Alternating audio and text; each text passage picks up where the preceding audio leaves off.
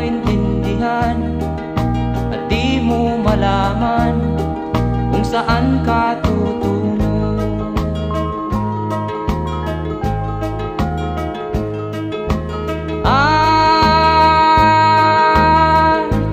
Kung nakamit mo na ang pangarap,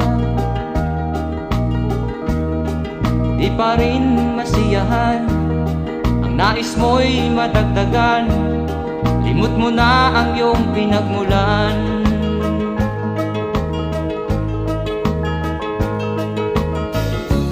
Bakit nga ba ganito? Ang tao'y walang kasiyahan.